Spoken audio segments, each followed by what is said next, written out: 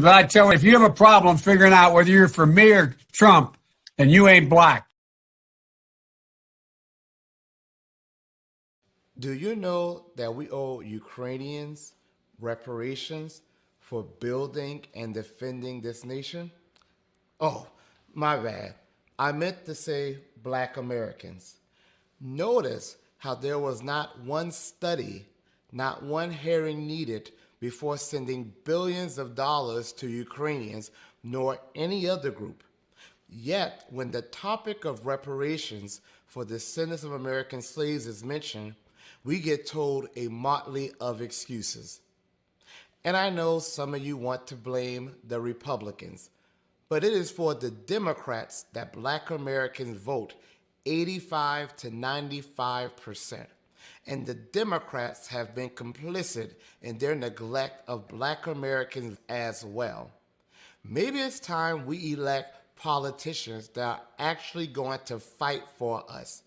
Maybe it's time we do something different, something better.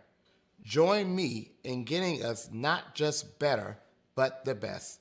Join me in this fight. Thank you.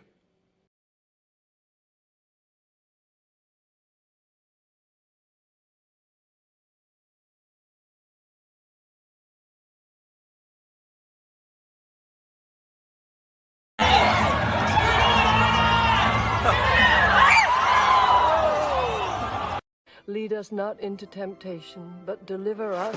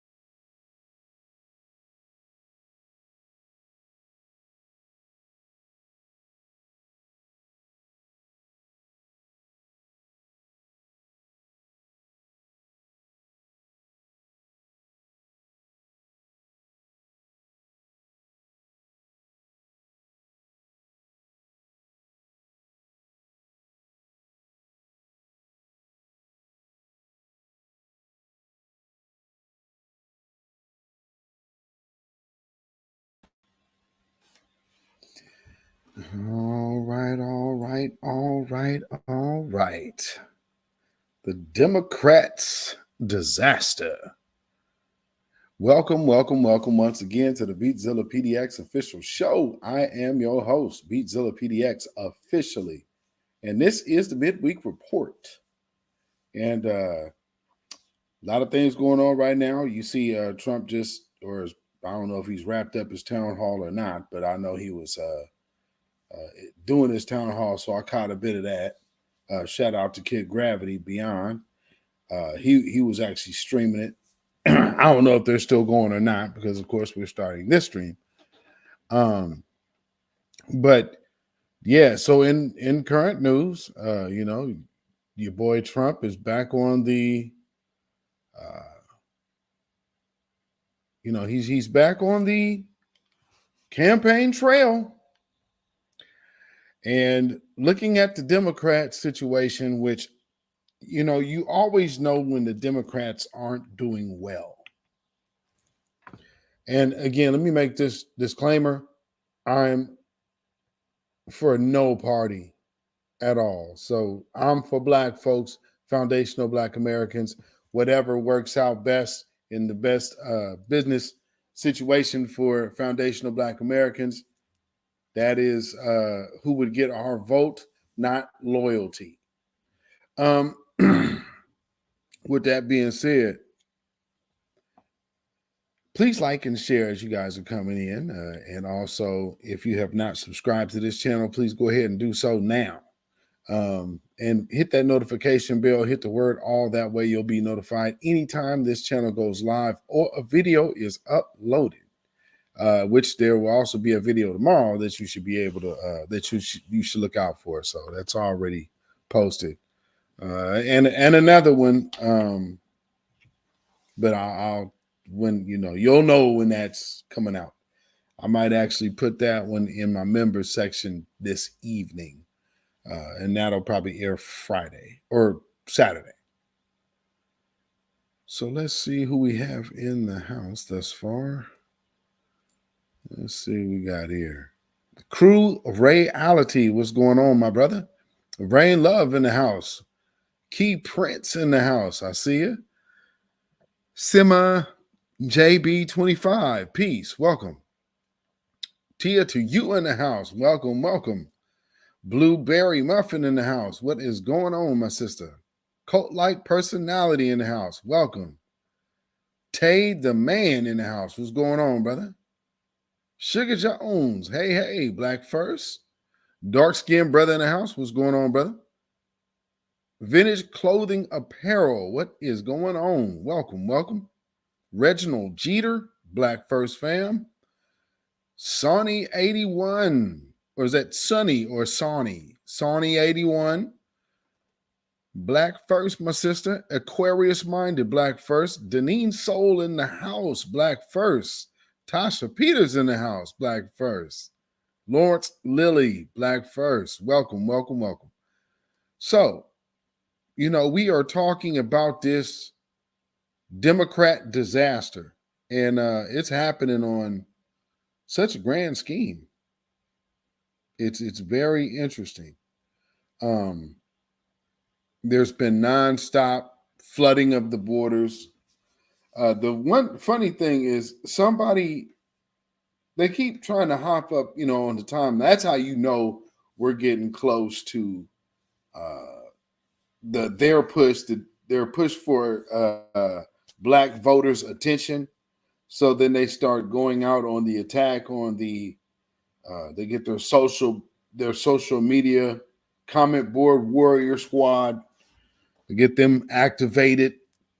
And, they get out there and do what they do. They troll a little bit. And if they can't prove a point within about, a few exchanges, they'll be having to hurl insults and cussing and, all of this on the timeline.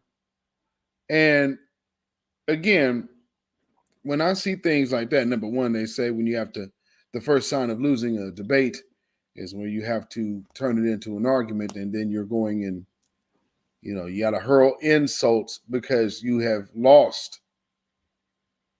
Your point is invalid and you can't accept it. So we see that a lot. And so the Democratic puppets are starting to come out. The Biden sexuals they're coming out now, and they're showing their disdain for the grassroots because we're not bootlegs. And being, that we're not bootlegs, there's a lot of things that we're not going for.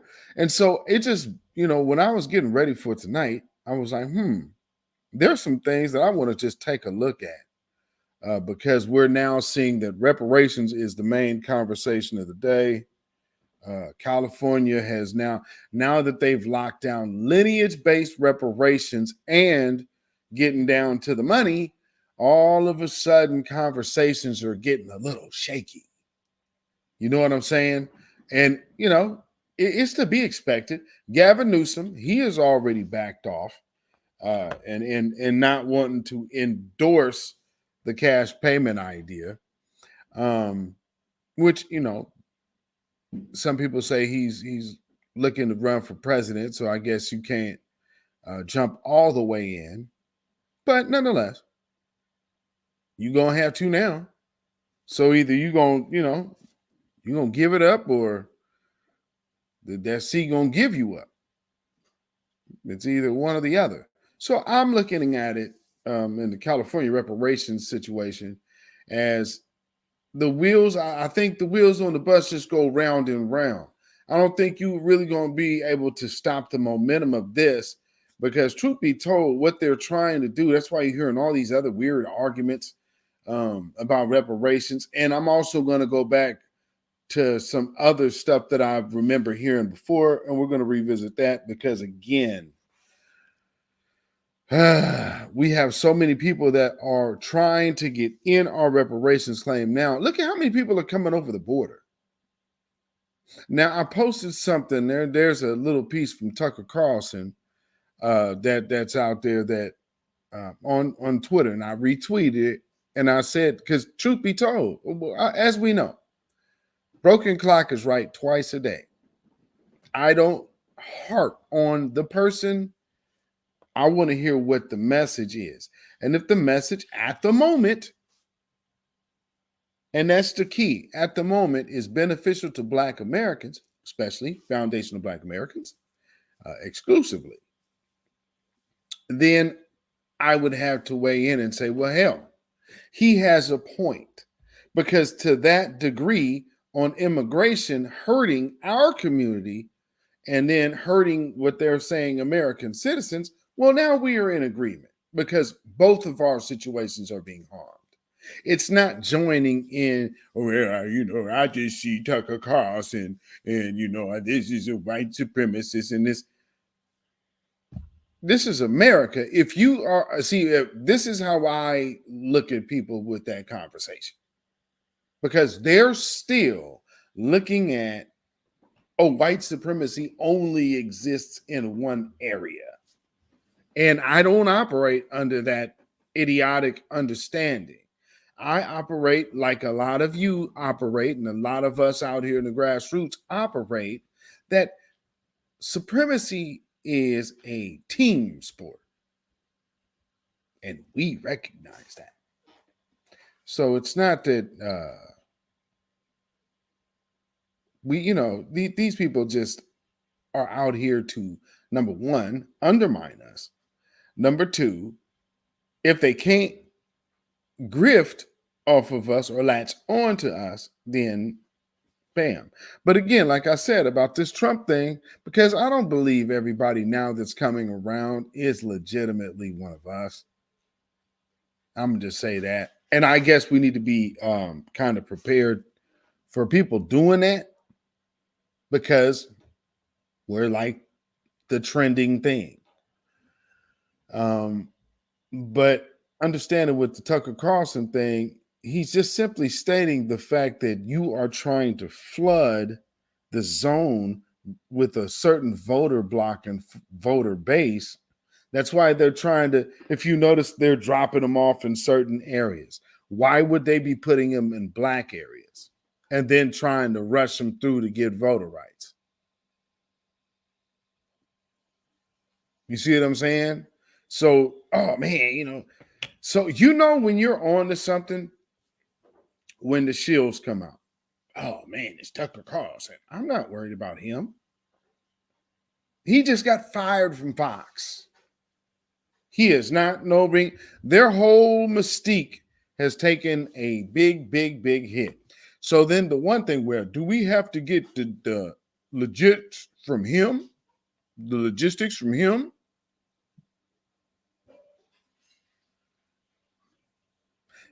No Democrat is saying that, because Democrats are blindly pushing open borders for just whoever will come.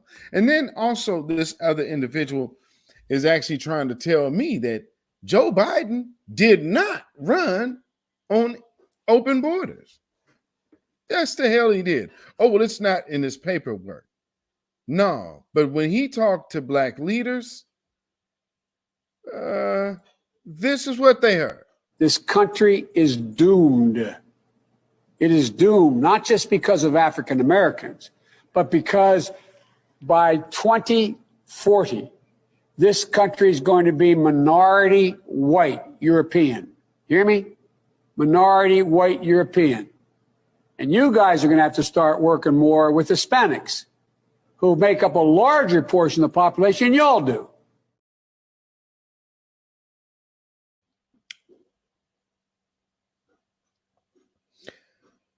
Well, see, I don't see how we get around that. A lot of people try, but I don't see how we get around that. That doesn't make no sense. I mean, logically speaking, of course, those of us who were watching these past elections, we all remember when he was asked during the debate, the talk right now is about reparations for slavery for black people in America. His response: immigrants built this country, and that's why we have to do this and that and the other for immigrants. Yeah. So tonight, I want to just take a look at some of the playbook, because see, again, all of this disaster that you are really witnessing right now, most of it has to do with circumventing us from empowerment. It's literally, and so you're watching the after effects, because again, when you do something that is really not meant to be, or it's so out of order, or it's so whack, then it'll start setting other things in motion that start just propelling things into a snowball. Now, next thing you know, you have an avalanche. You know what I mean? So I want to look at like AOC, some of the things, because she's a politician. So I want to kind of take a closer look at her. And then some of these other things that are going on out here. Now, I know that some of you have also heard of this Caribbean or Haitian woman that has made a video about wanting our reparations. And family, I just got to say like this. To anybody who is now thinking, okay, now we know lineage based. Well, what about us? And then, because see, what that is now, because you know what's next, the federal level. So you need to start putting your bid in for the federal. Well, France ain't paying nothing. Ain't our problem. So this is what we have to say to everybody out there who is not a foundational Black American and not entitled to our reparations. Hands off our reparations. You have no rights here. We're not under the empire.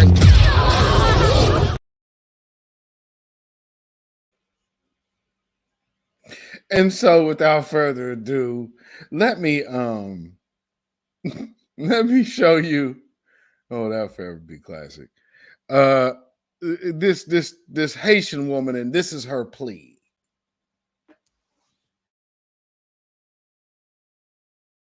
You have no rights here. We're not under the empire. So there's talk about reparations. Let me tell you why I'm mad.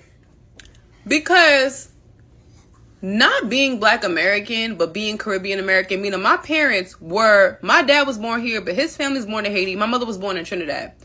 We're still descendants of slaves. You have no rights here. We're not under the empire.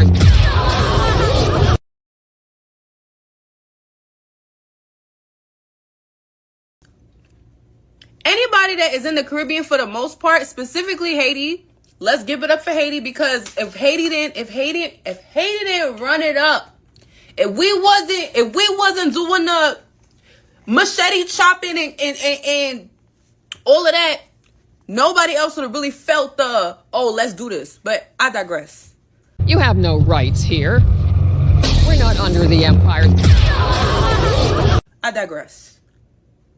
France ain't paying Haitian people because technically Haiti owes France for just wanting their freedom.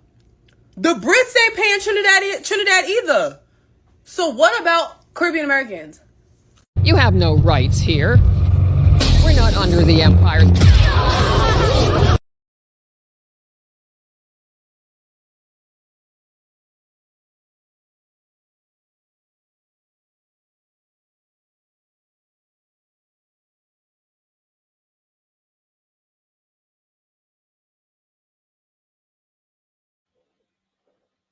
Hand safety is up to you.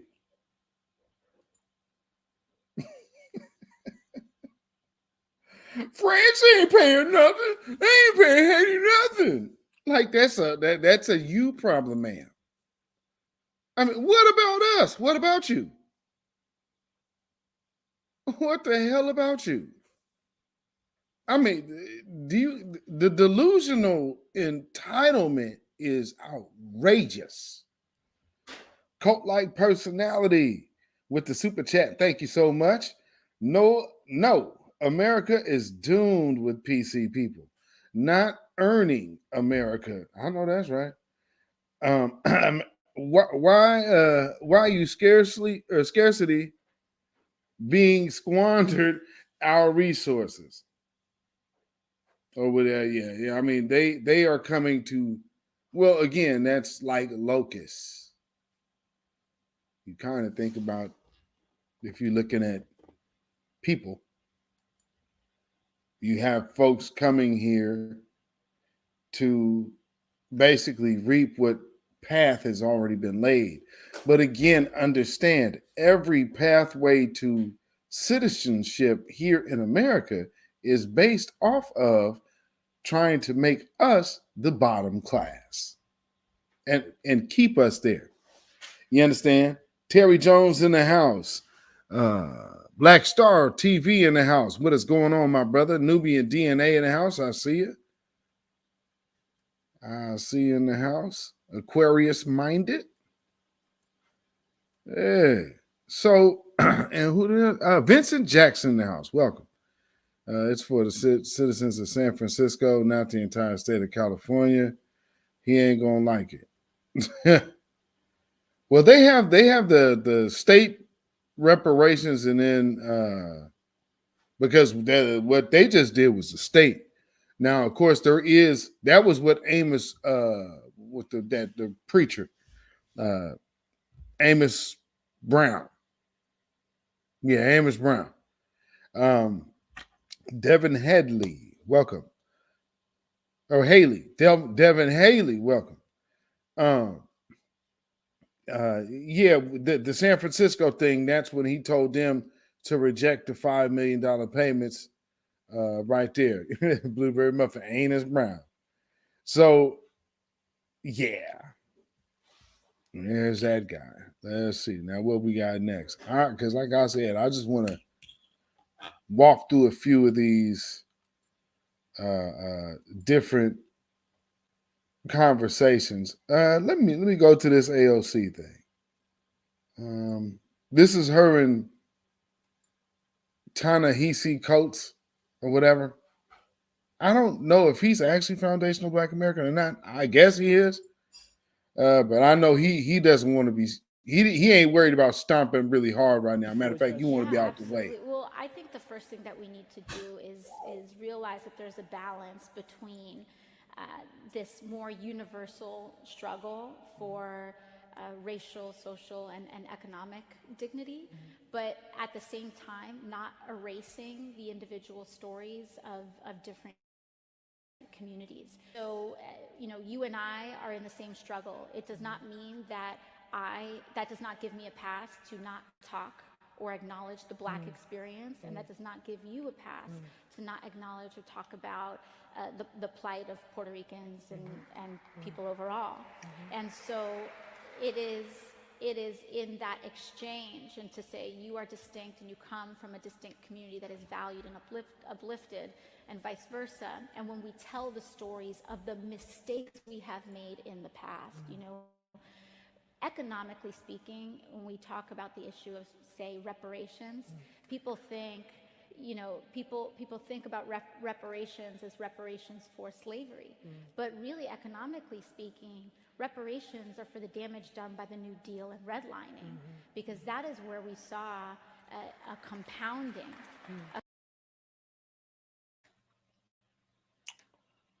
And he's just sitting there letting her say this. He's just sitting there letting her see people changing what reparations is, and then also trying to separate us from the reason reparations is due to us, and saying, well, yeah, it's due to you, but it's also due to everybody because it's not really about slavery. Yes, reparations is solely tied to slavery. Whatever you're talking about is a completely different government program. If you want to run one, then that's cool. But don't confuse our claim. See, here's an outsider, person who has nothing coming from us, trying now to interject and intermingle and intersectionalize reparations.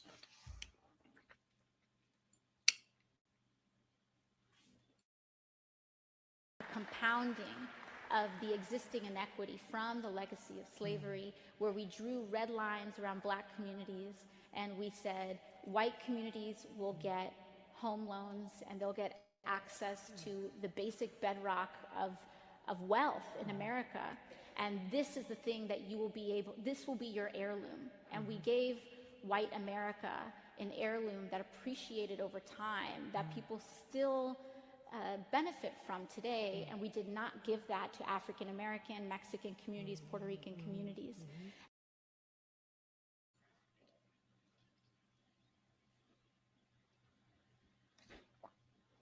Y'all see how she just did that? I got a cough drop in my mouth, so. But do y'all see how she just did that? So within 2 minutes, she turned reparations into something else that it is not. And then centered her group in it.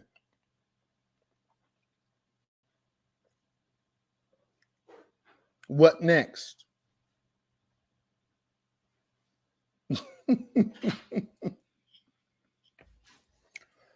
Don't think the grift is any different from people like this than your Nigerian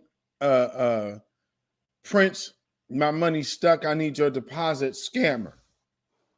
Because they are not. Same kind of dirtbag mentality. And so when we talk about investments today, people first of all, they think of slavery as though it was like 500 years ago, as if people don't have grandparents, great-grandparents, or great-great-grandparents that were impacted by this. Ooh, crafty. impacted.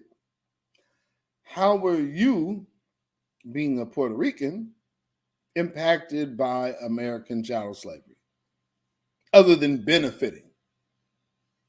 Kick gravity behind. What's going on, my brother?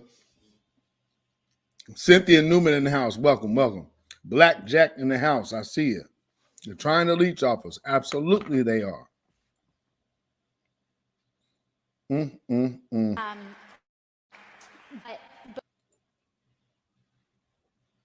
But Okay, that's it. But there's more. Let me get that in here.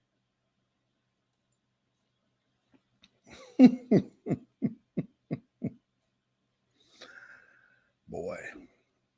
And, you know, something else, matter of fact, I got to show this.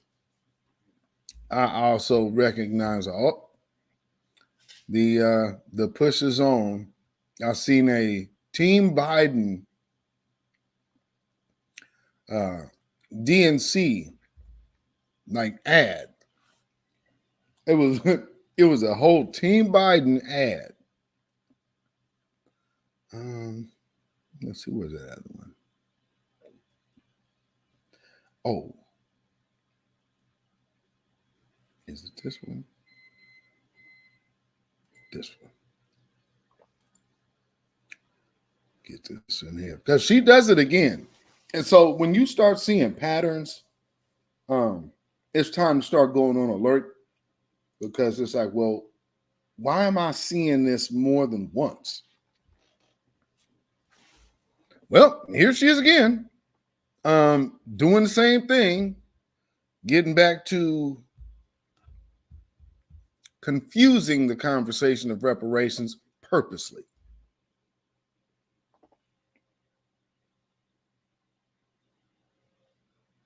A program like reparations. How much do you think those considerations should be made? Well, you know, it's a good question. I think that one of the things that we've seen from early polling actually is that I think that we should distance ourselves and start getting away from this idea that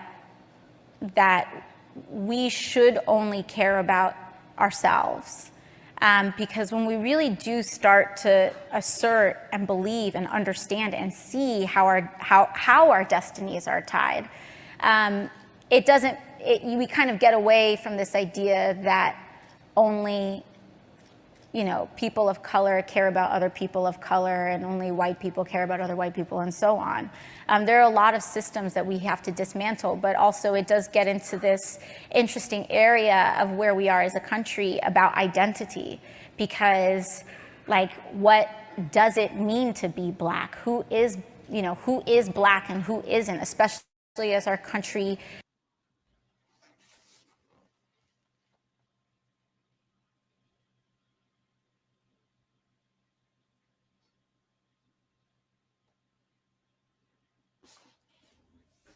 Now, who is Black? Foundational Black Americans. Who else is foundational Black Americans? Nobody else but foundational Black Americans who went through chattel slavery. You don't have to worry about Black. See, so this is why those of us in the grassroots, understanding people like this exist and their agenda, we had to very much stress lineage. But like I said, you start going down the lineage rabbit hole, and then that makes the claim of reparations that much more clear. That's why you always have these supremacists coming around when they say, oh, reparations, you shouldn't be able to pay anybody based on skin color and based on race. They're not. It's based on lineage. Well, none of our people were here. See, that's the whole point. Lineage. See, that's summed up right there. Meaning you're talking about the line that has to be repaired. So if you did the damage to the line, then you owe with interest. That's how that works. We are in the country with the IRS. It is no mystery how that works. Afro Troop TV, welcome, welcome. Said thief in chief. Lord, this woman here. So let's hear some more confusion. Becomes more biracial and multiracial. Same thing with being Latino. Same thing. It brings up all these questions of like passing and things like that. No, you are of another nation. Huh? Well, it brings up that there are no questions there. Foundational Black Americans or not. Where's the confusion, convoluting, and who's really this and who? See, they had a ready-made argument to lead people down into, because when you hear foundational Black American, that's why they are, well, man, it's going to be harped on race. Wrong, lineage, and never detoured off the lineage page. So shout out to y'all once again in California. Salute to you. But I do think it is important that we have to have substantive conversations about race beyond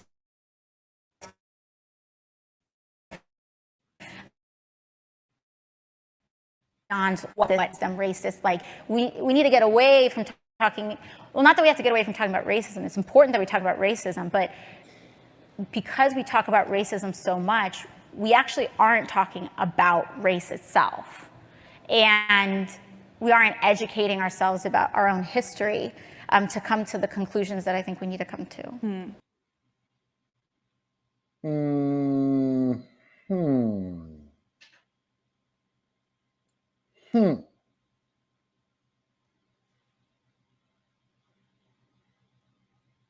Okay.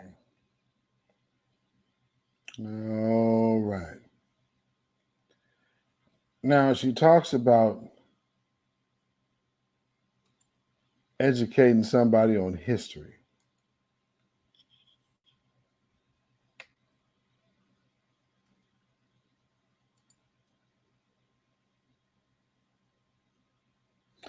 History for foundational Black Americans in this country is way different than anybody who came here after they opened up the borders. Completely different. But this is part of because, when people say, well, there's nobody around who was around then, maybe not, but their spirit damn sure is. Is there something to go make on the side of the road like Coshocton? Let's continue. So, what they should be doing is protesting their own rights, ladies and gentlemen. Just do it for me right now. Anyway, I've got tape on so I can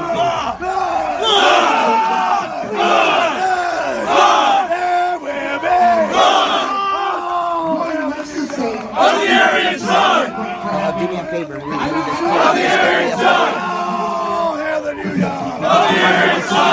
Kaleidoscope on trans communities.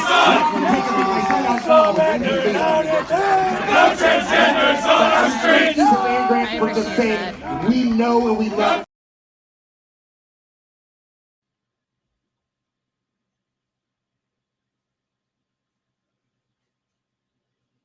Now, one of the things why you see those people typically going after the transgender movements is because they're going after what they perceive as soft targets. But make no mistake, that's them wanting to get riled up and warmed up, because when they get liquored up and juiced up enough to get bold enough to think they want to try to ride through Black folks' town or part of town, then, they got to get ready for it. But so let's go over here and we're going to go start harassing these people. Yeah, okay. Notice how there is no real major crackdown from the DOJ with groups like that as well doing that.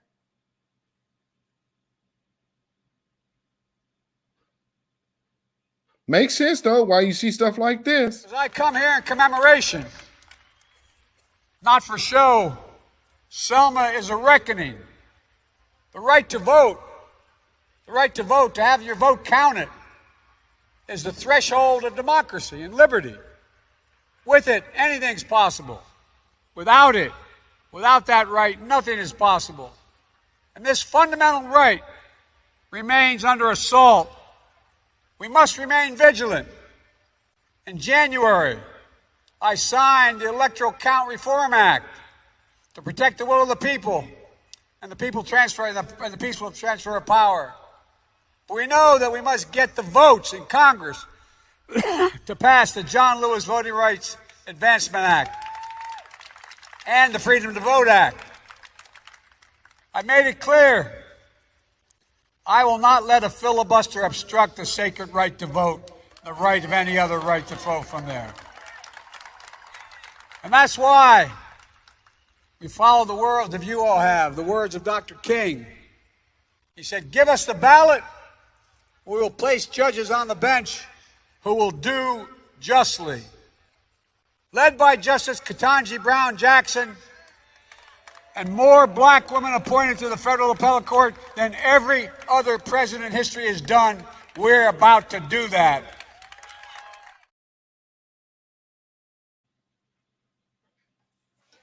Meanwhile, in America,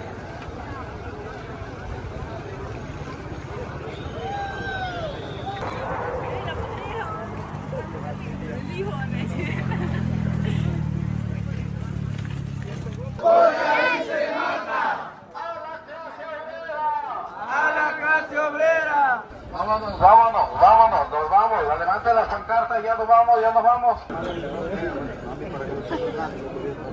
Vámonos, vámonos, vámonos a limpiar la basura.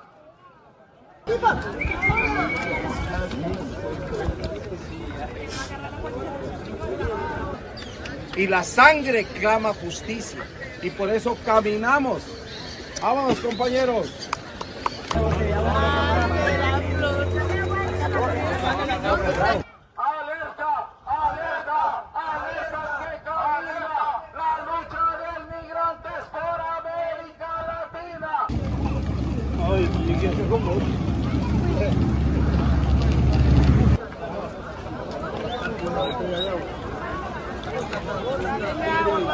¡Con orden, compañero! No, sí son como 5, tal vez sí, ¿eh? ¿Cuántos años tiene ya? 26.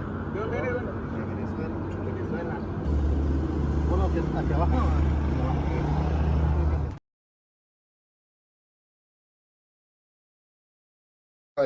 Some of that. I mean, that is a full-scale invasion by invite. And so that's a president inviting all of these people to come here illegally.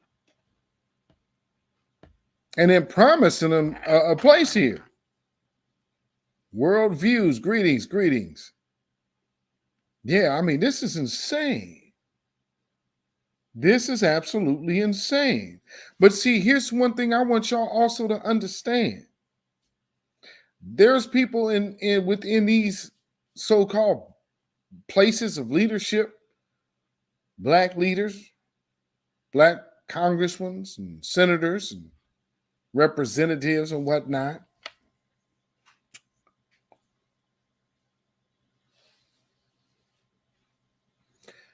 Sometimes they have dual allegiances. Well, not really even a dual allegiance. Their allegiance is to the white Democrat society and their homelands, like these two. Hi, I'm Congresswoman Yvette Clark of the 9th Congressional District of New York. And I'm Congresswoman Stacey Plaskett of the U.S. Virgin Islands. Co-chairs of the Caribbean Caucus on Capitol Hill, and I have to express my outrage. We are outraged with the Trump administration's denial of individuals who have been harmed by the tragic circumstances in the Bahamas. We want to see every single individual who reach our shores receive temporary protected status. We've sponsored legislation along with other members of Congress to ensure that those individuals who want to continue to be employed, want to bring the economic growth in their country, but of course, due to the devastation of the Bahamas, are unable to do so, to come to the United States on a temporary basis to assist in the rebuilding of the Bahamas during its time. It will be their remittances, if given a work permit, that will help to really help that nation rebound. It's devastating what's taking place on the island right now, and we need to stand up and do our part here in the United States of America. We need to do our part here in the States. Devin Haley said Dr. Short called her Kentucky Fried Chicken. You already know. I see. Karen Bass. That's one of them too. Another good trader. But something else I want y'all to check out. This article came out from the AP, and it's saying, and this came out May 7th. Black voters backing Biden, but not with 2020 enthusiasm. Latoya Broughton, a 41-year-old small business owner, considers herself a fan of President Joe Biden. He's provided opportunities for Black-owned businesses while bringing integrity to the White House. Okay, I would want to know, what did he do for Black-owned businesses? This woman's in South Carolina. We interestingly enough know somebody in South Carolina. His name is Marcel Dixon. Greg Marcel Dixon, to be exact. So isn't that kind of interesting that this woman is from South Carolina and saying Black businesses have gotten a boost under Joe Biden? Because, see, we actually know the difference in the reality of that. Wait a minute, South Carolina, hold on now. We know somebody that what you said ain't true. And then also said he brought integrity to the White House. That's absolutely not true. We are in shambles right now. That's not integrity. You have. Wait a minute. Wait. I have to pause for the cause, because you stopped with that integrity line. Like, wait a minute. Hold on. Where is that at? Hold on. Yeah, there we go. Yeah.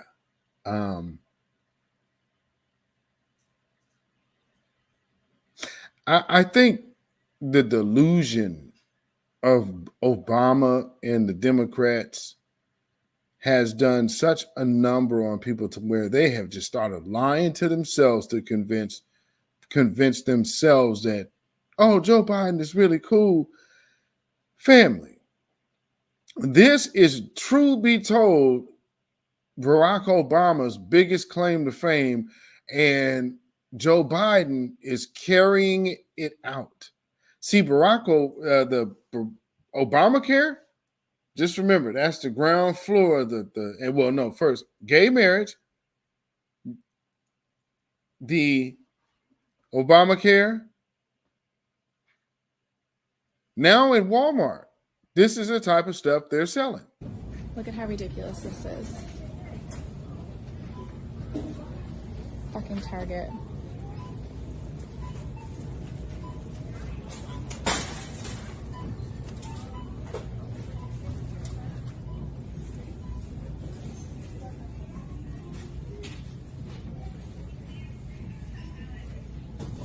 Pride bites.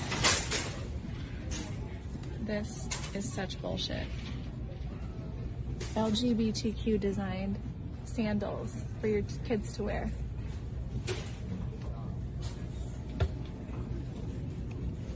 Naked women on t-shirts. Naked women on t-shirts at Target. Oh, and this might be a trans naked man on a t-shirt.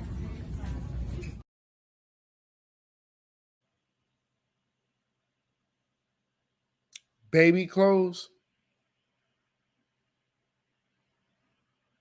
So, getting back to this article, as she said, bringing integrity back to the White House.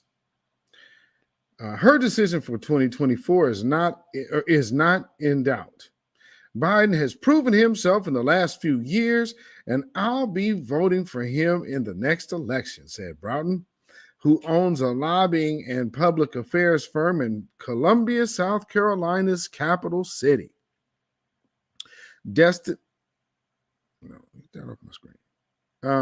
Destiny Humphrey is less enthusiastic.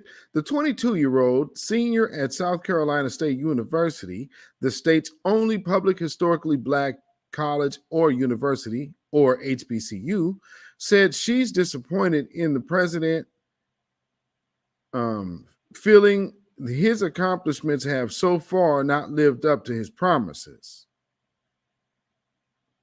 Honestly, I feel like right now America is in a state of emergency. We need some real change, said Humphreys, who remains unsure about her vote in next year's election. And she's 22. After a dismissal start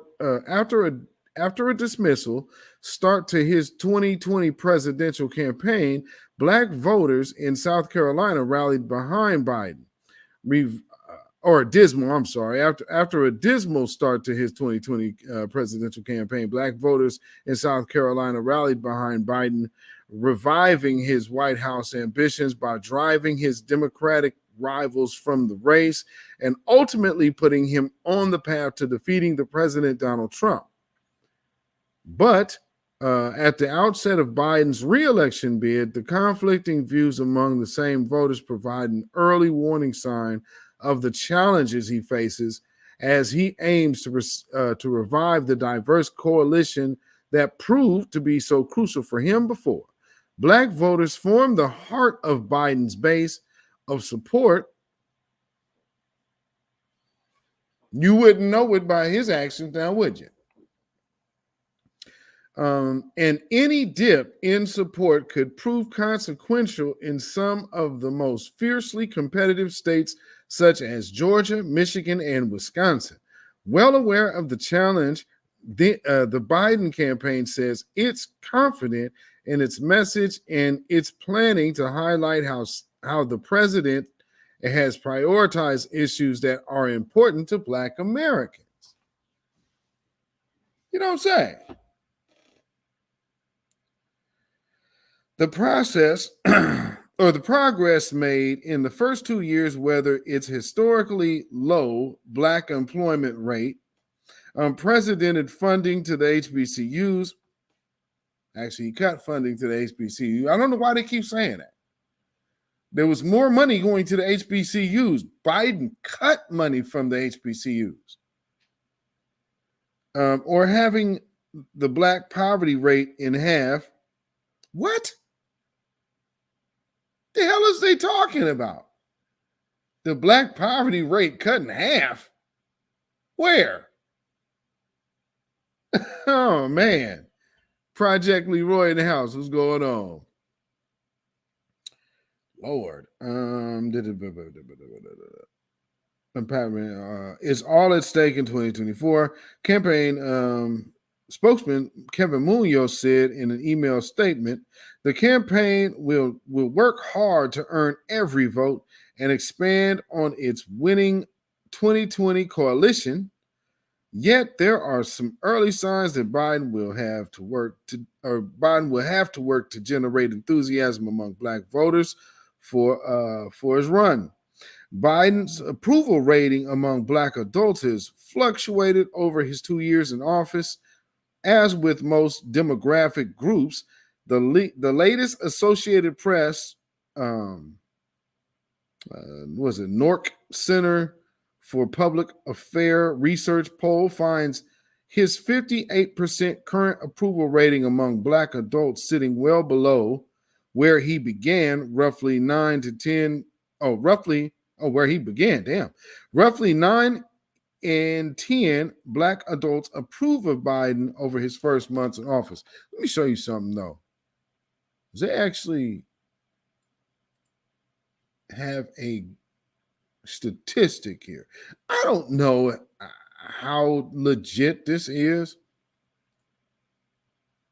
For the sake of argument, we'll roll with it. But just look at what we're looking at here.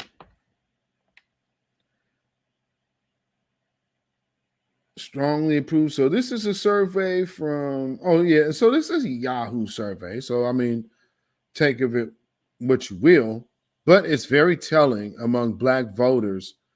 Look at the top where it says race. top right column. Look at the approval rating, total approval from black folks. Somewhat approved, strongly approved. But very few are disapproving. Very few black folks are disapproving. You ain't getting nothing, but for some reason you don't disapprove. This is a problem. It goes on to finish saying, while only about half of Democrats overall say they want Biden to run again in 2024, 81% say they would definitely or probably support him if he were the nominee. Okay. The groundswell isn't as stark among black adults. 41% say they want him to run, and only 55% say they are likely to support him in a general election. Well, that's pretty interesting. Let me see. Now, notice how they're using South Carolina. Here's something else they're saying in here. South Carolina provides an early barometer on how black voters are viewing Biden shortly after his quiet campaign launch via a video message late last month. Something else, but see, they're looking at South Carolina. What does South Carolina and have they most recently proven? That they got a bunch of old Negroes in there that are just gung-ho, status quo Democrat for what they know. Right?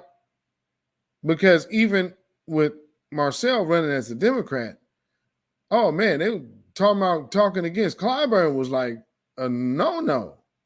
So I believe they are looking at South Carolina for this reason. Got to watch these old niggas.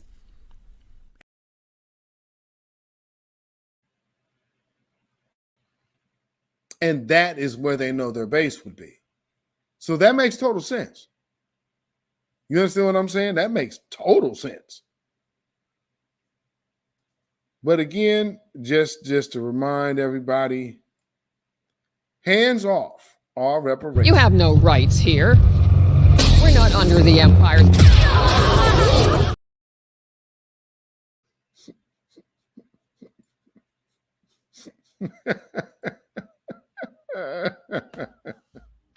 You know, that's about like when that came out, that's why they was really mad at that woman. They were so upset at that woman. Now, here's another black woman. Now, I don't know, I don't believe this is South Carolina. But this black woman had a little something to say about, you know, her views on the Democrats and Joe Biden. And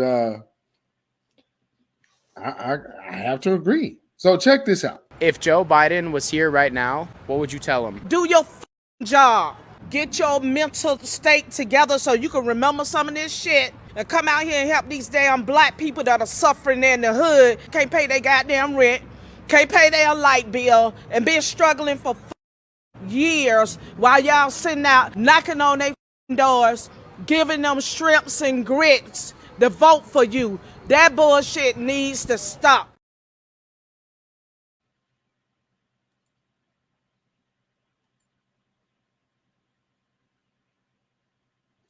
Cannot disagree.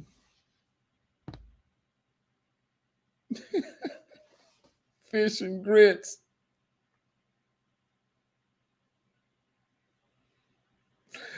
You done ran up on the right person there.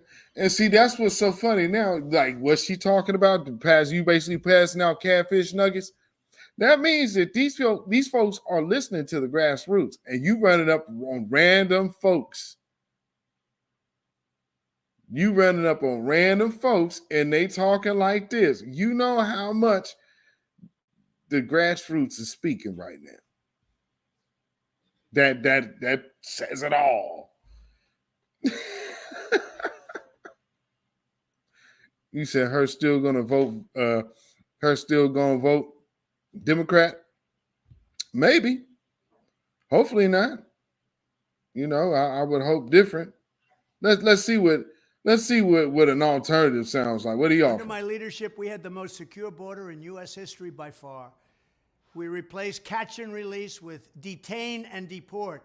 One of my most successful policies was Title 42, which allowed for instant expulsion of any illegal alien who crossed our borders. Anybody. If they were bad, we got them out. We got them out fast. Those who trespassed into our country could be immediately sent back to the place from which they came. Every would-be illegal border crosser knew that with Donald Trump in the White House, our border was closed. It was absolutely closed, and they had no chance of getting in, and therefore they didn't come. When Joe Biden came into office, he terminated every successful border policy that was put into place, including Remain in Mexico, one of the best of them all, deliberately throwing open the borders and instituting catch and release and resettling untold millions and millions of illegal aliens into the United States. They're now your neighbors. Congratulations. Now Joe Biden is preparing to remove the last remnants of my Title 42 policy just a few weeks from now, wiping out the few remaining shreds of our southern border. Hundreds of thousands of people will pour in that day, and the judge already said that's what's going to happen.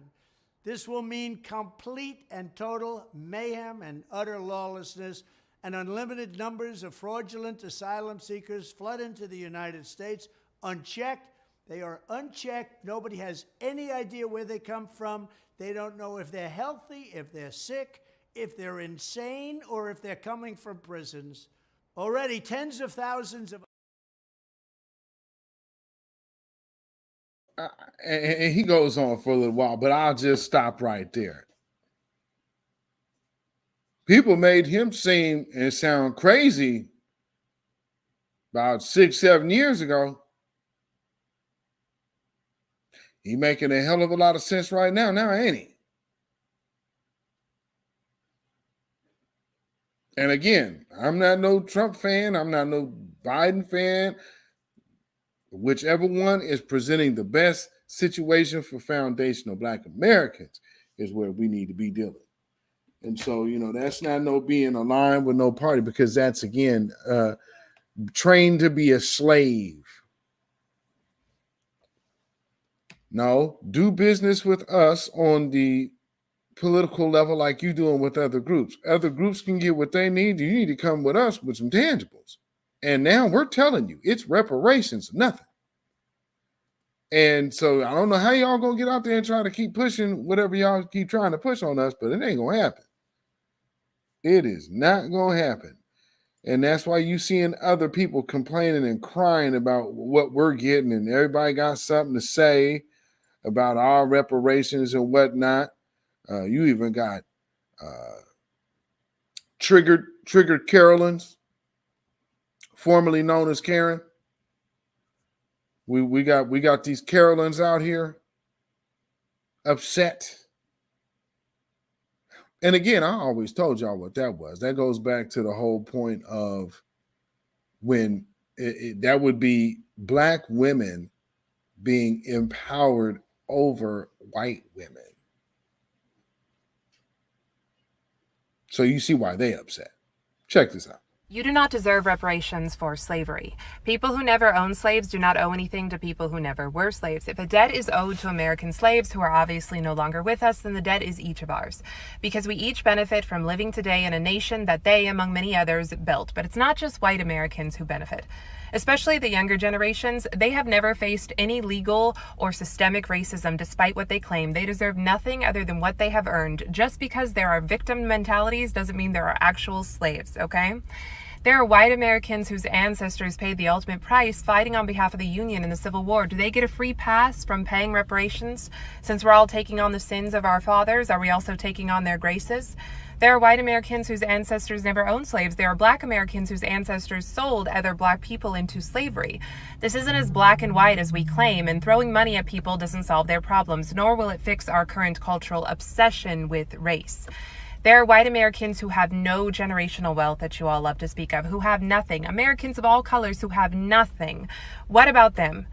If we're going to continue to hand out government aid, then it has to continue to be needs-based. And if you say Black Americans need more because of a history that includes slavery, well, they will continue to benefit then disproportionately from needs-based aid. It's a win-win. But giving money to people, even if they don't need it, just because of who their ancestors were, is abhorrent.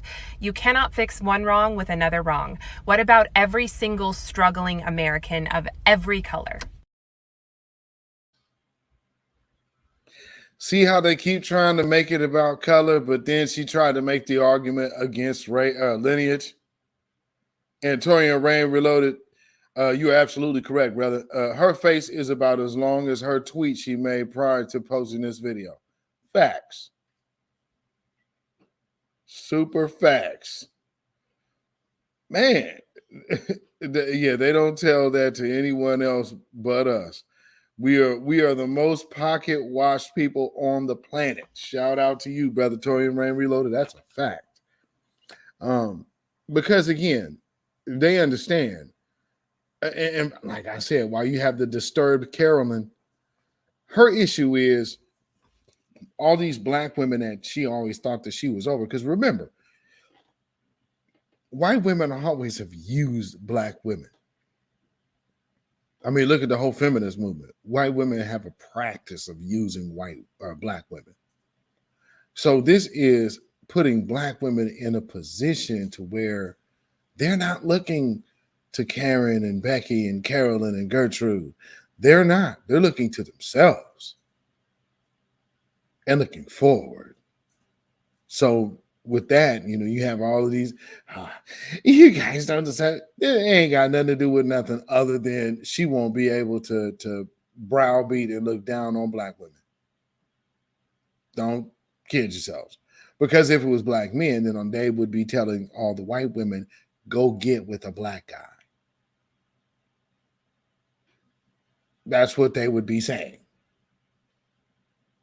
Yeah, all that race mix, don't be race mix, all that shit go right out the window. Go get with a Black guy so you can go get in there and get that money.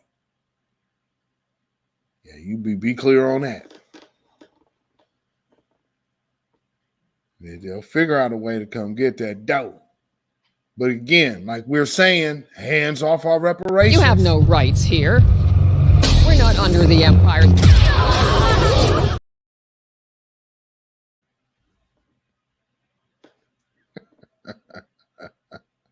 Shout out to Moses Ingram. Ooh-wee. Well, they was mad at that woman, wasn't they? They was upset. Got this. Oh, it's so woke. Stop. Now we also have, unfortunately, we have the Butter Biscuit Brigade, the old Negro squad. And this is the old educated Negro squad.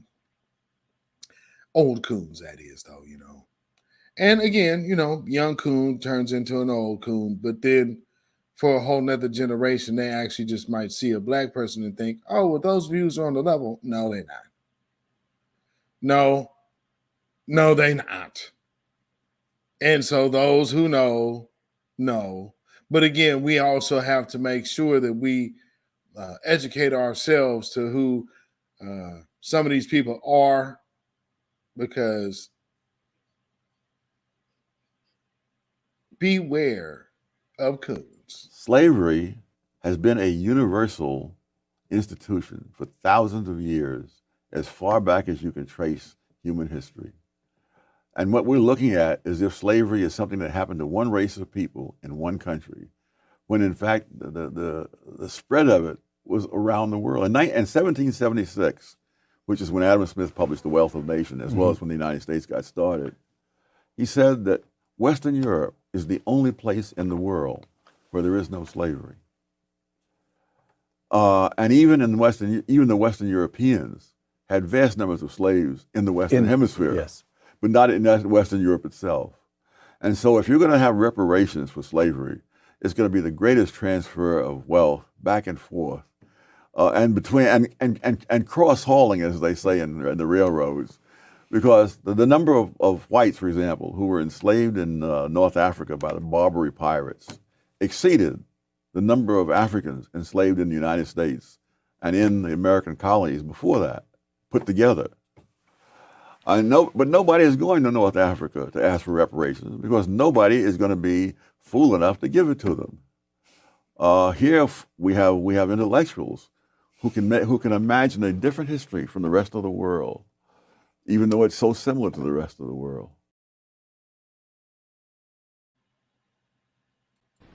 You shade tree nigger.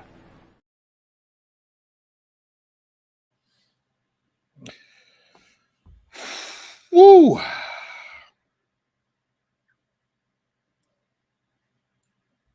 Shuffling and scratching and bootlicking and buck dance. I gotta hear that twice. Shuffling and scratching and bootlicking and buck dance. Oh, Lord. Lord. Man. Brutal. Absolutely brutal. Absolutely brutal. Now, but there's more. Not from him. That's all of him. But, you know, we're the talk of the town. And everybody has the conversation of reparations in their mouth now. Well, I think reparations should be there. Listen to AOC. Every chance she gets, she's trying to confuse what reparations is. Well, here's some more. Come from the Caribbean, and there were slaves in the so Caribbean, and we didn't qualify for the American reparations. Well, here's the challenge: there are so many difficulties with trying to enact reparations, in part because the question is who gets them. Depending on how you define being a recipient of historical discrimination, potentially I could fall into that category. So could Rachel Dolezal, who identifies as a Black person. You have no rights here. We're not under the empire.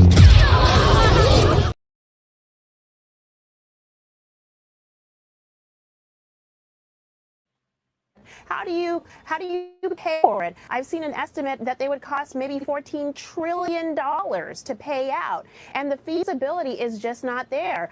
Pew, I believe it was Rasmussen earlier this year found that 66% of Americans do not support giving out reparations, and it's because of this idea that the people who would be receiving them are not the people who have been injured, who are truly enslaved. You're talking about 2-3 generations removed, and how do you even prove that? How do you prove 2-3 generations removed? Huh? Is she for real? How do you prove 3 and 4 generations removed? Easy. But I mean, again, for this sister on the screen, where's your family from? He already said the Caribbean. So, I mean, Bumbaclot.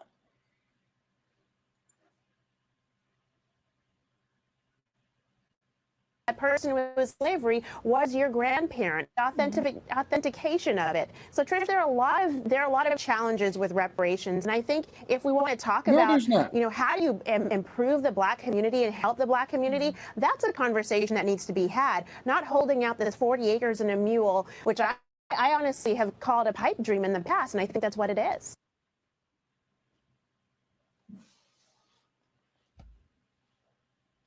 It's a pipe dream. Well, then, this is what you need to do with that now, sister. You keep that same energy. Own your stuff, little girl. Own it.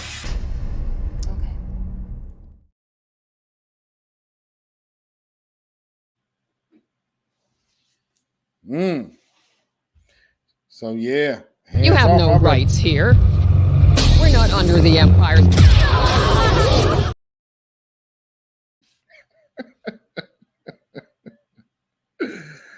Oh, boy.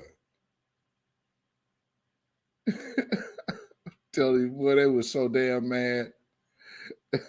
when when that Obi-Wan aired, that episode came, the first episode came on, it was like, okay, you already knew. Oh, well, they're going woke. They have a black woman lead or main character. And yeah, well, she ain't a lead character. She's a supporting actress. But as you see, she had a very noticeable role.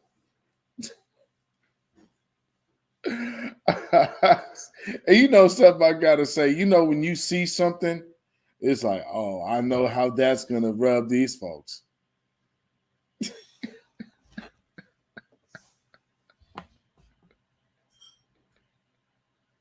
I don't think they've gotten over Obi-Wan Kenobi yet. So if I do have any suspected white supremacists out there watching right now, this one's You for have you. no rights here. We're not under the empire. Because hands off our reparations also goes for you too. Yeah, don't get it twisted. Hands off. Literally.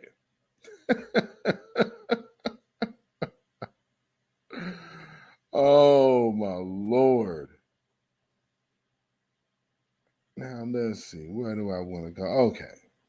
I'll go here.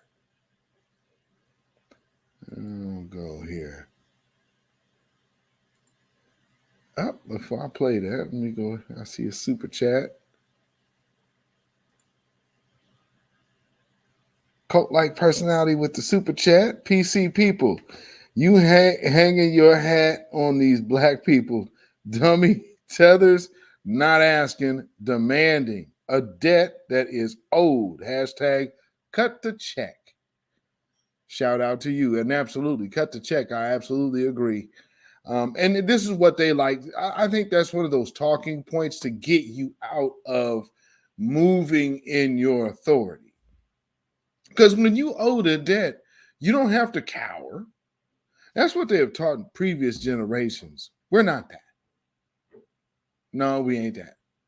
So peace, power, blessings, and protection be upon you and yours, cult-like personality. Yes, indeedy. Okay. There we go. He said, Blueberry Muffin said, time to go in on these tethers and get them up out the paint and eventually out of the country. I can't disagree. Speaking of, right on cue. So I found out today that as a DACA recipient, I am no longer able to live under my parents' roof due to the immigration law that's going to take an effect in July 1st. Since I am a DACA recipient and it is illegal to live with a undocumented person, and if you do, you commit a felony will have you not being able to renew your DACA, and you are more likely to get deported, and you can no longer work just because you live with someone who is undocumented or you drive someone around who is undocumented, according to the new Florida law that just passed and is going to start taking an effect in July. So because of that, I am risking my immigration status, I guess that's what it's called, because I live with my parents and because I am with my parents in the streets. On top of that, immigrants can no longer work, and that is going to really mess up the Florida economy, because who is constructing all those beautiful houses you see, all those beautiful mansions that you see, all those beautiful buildings you see in Miami, Palm Beach, and all those locations? Nobody else but immigrants. Nobody else but hard-working immigrants. You can talk all the crap you can, but nobody's going to replace us. What's really going to end up happening is that immigrants are going to have to move to a new state and flourish there, I guess, and put their skills to test, because a lot of immigrants are very skilled in construction and any hard labor. So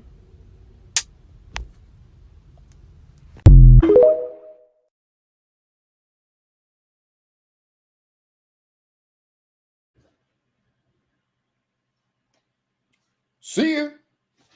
I mean, what you want us to do? At the end of the day, see, here's this entitled crap that comes from, and yeah, the hard workers, stop that capping. Cut the crap, lady. No, that ain't true. And skilled. Yeah, you got skilled laborers here. Here's the real situation here. Let's look at this for real. What you are saying is the next to slave wages that these immigrants are willing to work for is what's helping pump the economy. How far from slavery is that? This country isn't just balling out without squeezing people who they can squeeze.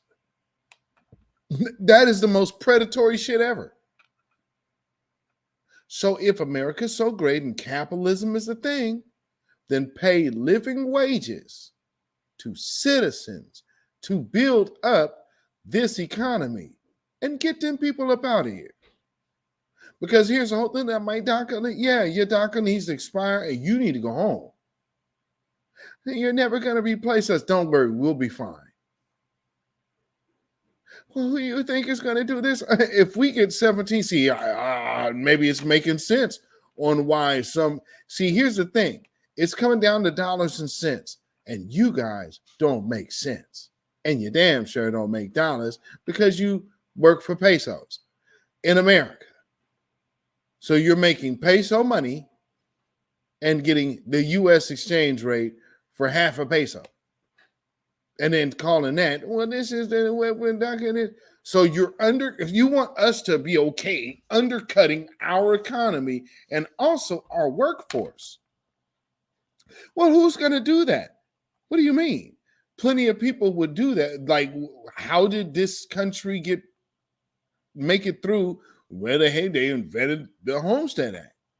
When they lost the benefit of their free labor, they didn't just sit around and lose. They did something about it. So don't worry. America will be just fine, especially with reparations coming. I can't really see the overt need for you. And how many of y'all really want to work for us? Because that's where you're headed. You know, it's funny. So actually, that might actually make Joe Biden's statement kind of true. Because we might have to learn how to work with the Hispanics while telling them, I want this stack of wood over here, not over there. I want the chimney in the house here, not over there. I don't know. So, I mean, for all intents and purposes, yeah, I guess we are kind of working together, aren't we? See how that works? Employer, employees. So, yeah, Joe Biden actually might be right in the end. Black Alpha Networking House, what's going on, my brother? What is going on, my brother? So, y'all understand all of these people coming out the woodwork. Man, I don't understand how you can't. What about the Haitians and what about the Caribbeans and the France ain't gonna pay us nothing because we actually in debt to France? That ain't our problem. Man, you mean y'all finna get some money and y'all not finna give us some money? That sounds about right. That sounds about right. Oh my God, I'm not getting it here. Okay, so we always have to go look at what y'all be calling it, to recall it, Chevy Sabaz. Let's revisit something she said because see, We cannot let these democratic shields start coming around us while we're watching a absolute Democrat disaster before our very eyes. Got a nonstop flooding the border and people over here. Well, our doctor, I'm going shoot. I'm not really mad at what DeSantis did. Now that they're trying to show all of those work sites that are empty because the migrants had to get out. So you're literally pleading to the American citizens to whom you're undercutting that you had to leave because you were there illegally while undercutting American citizens. That's the weirdest shit ever. And then, not to mention, you getting money and they taking care of your asses up in New York because they have to. And I'm glad that these governors bust them folks to New York and D.C. Because do you understand? They made sure that they were not going to be strong voter blocks in their area. Nope, flood the zone. And D.C. ain't a state. So it was absolutely smart. Because what them D.C. folks going to do? You can only vote in D.C. if they let them to vote. What they going to do? Vote for city politics? I mean, because, I get that, but how much more will that affect? Not to say that you guys in D.C. ain't voting for everything, but y'all, you know what I mean. But nonetheless, let's look at old Chevy Chevette. So he did immigration, obviously stopping this stupid wall that they're building. Yeah. He dealt with the Muslim ban, getting rid of the Muslim ban. He dealt with making sure that I think 11 million people will become citizens. So he's doing things, right? But with black folks, you can't just sign something to say stop killing black people. It's not that simple.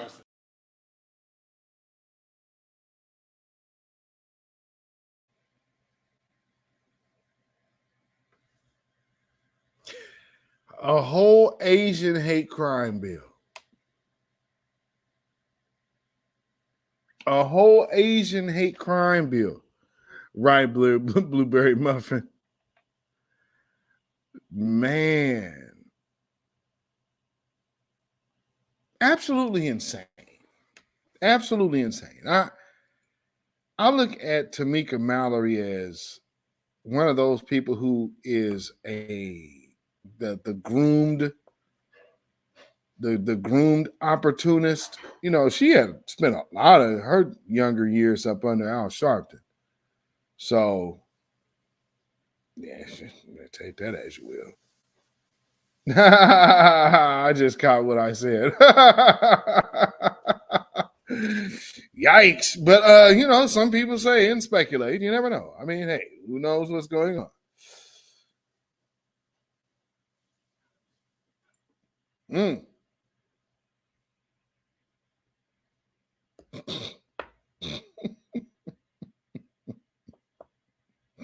Yeah, she spent some time under Al.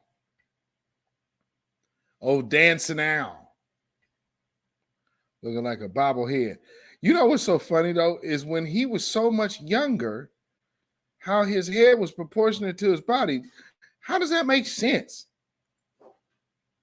Y'all know what I'm talking about? Like his body is so different. Same head, I guess. For maybe for me, Al Sharpton was always supposed to be fat. You understand what I'm saying? Because don't he look normal here?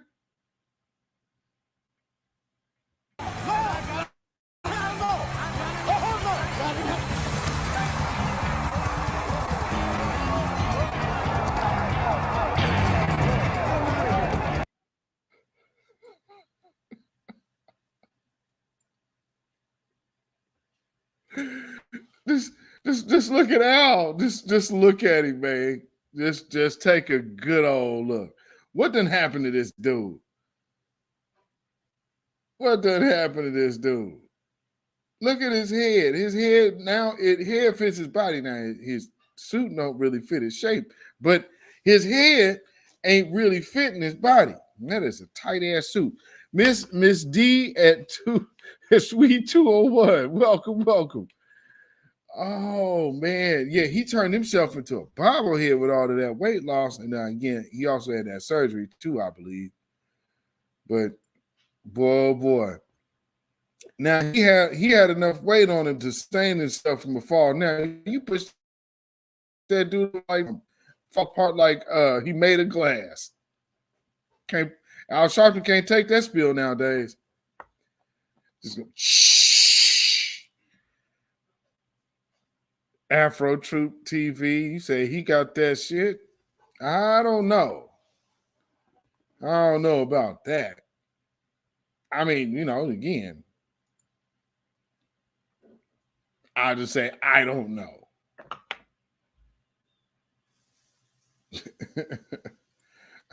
I can leave that there. I can leave it at I don't know.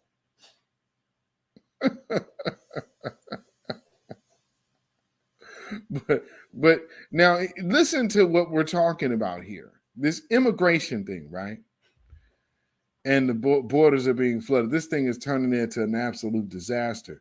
And then now at the same time, well, AOC over here, well, we don't really know who's black and who should be getting reparations and who this and that and this and that. Yeah.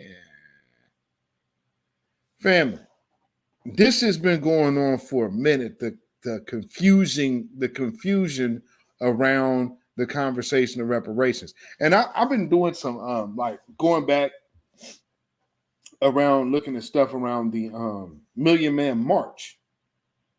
And because again, if for those of you who are not old enough to remember, one of the things about the agendas of the Million Man March was reparations, was taking the case for reparations to Washington. So that was one of the firsts. No, that wasn't the Geraldo show. That was black dude. The black dude was from the Geraldo show, though.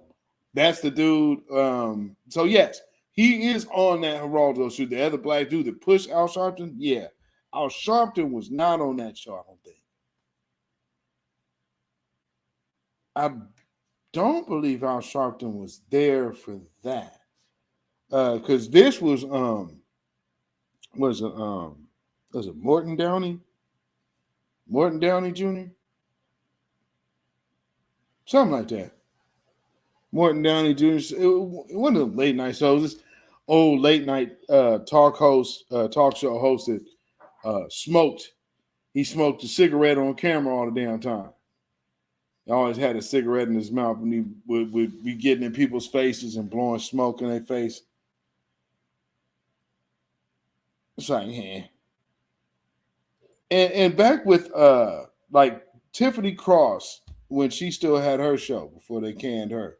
And she had people on there. She had Camila Moore on there talking about reparations. Camila Moore had to set a dude straight because he was trying to switch up that conversation of what reparations is. It's like, you got to keep an eye on these folks and they trickery. Now, what is this? Why did I get this? I'm not sure what this is. Oh, but there is something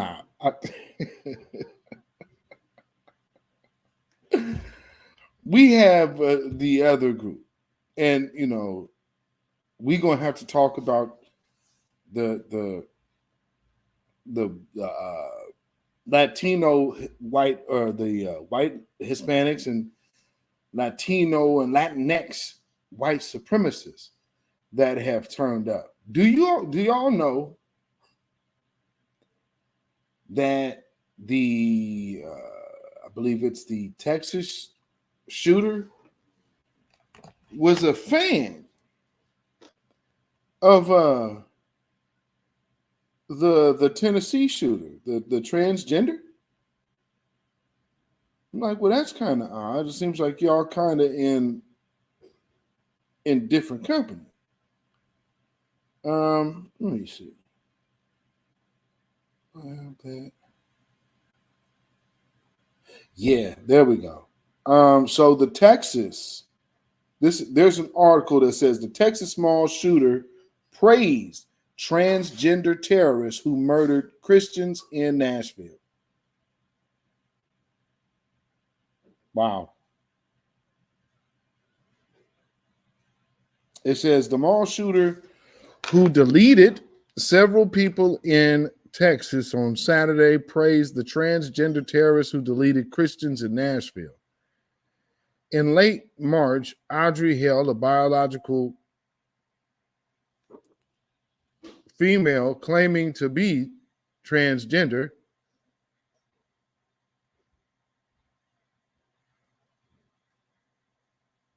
is that correct? Is that correct? Audrey Hale, a biological female? Ain't that wrong?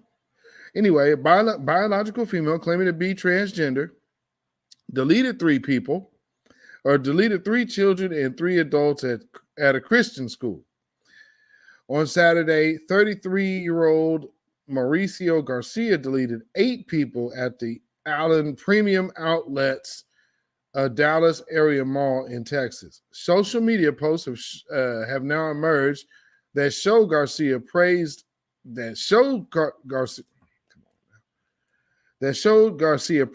transgender Hale for deleting Christians. Garcia had a social media account on the Russian social media site Odenar, I can't even pronounce that. Some words start with O. The account, which was first reported by the New York Times and later identified by researchers at another online publication, appeared to have been created in 2020. Reports suggest that Garcia appeared to have used the platform as a diary. He apparently had no friends and received no engagement on any of his posts. Garcia shared photographs of Latinos who had a Nazi-themed wedding in Mexico, writing, "My kind of people."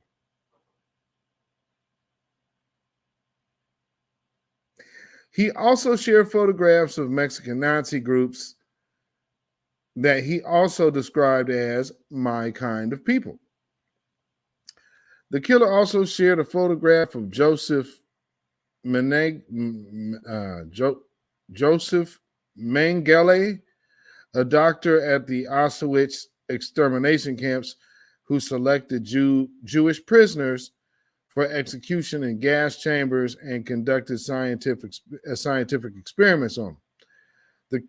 The killer described Mengele as his hero.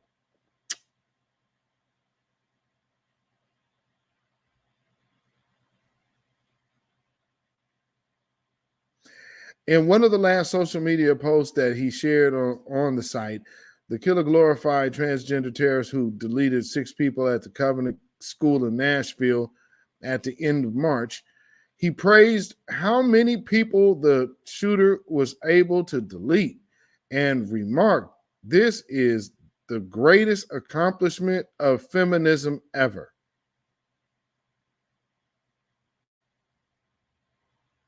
Wow. In the same post, Garcia seemed to attribute some blame for mass shootings to the media, the media for the spectacle it creates behind mass deleters like himself, writing, "The media effing proves it. They will never miss an opportunity to cover the event and cater the coverage exactly for sick F's like me. Because the heart of the matter is, we all know it's just an effing spectacle at this point, and the spectacle and the killer are far more interesting than the boring Fs who were deleted.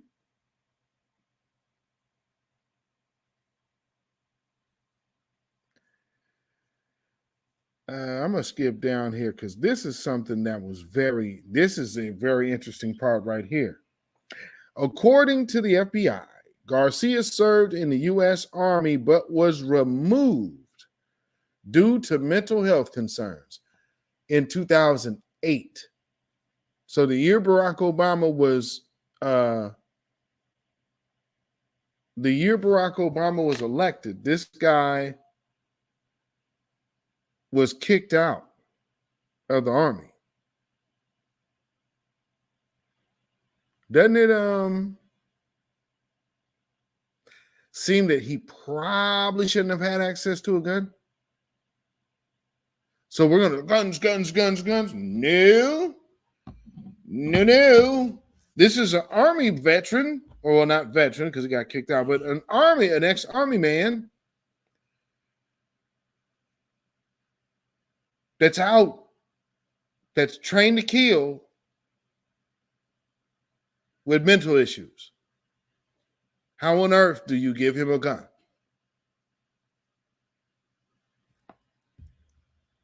How the hell do you give him a gun? That makes no sense. You're knowing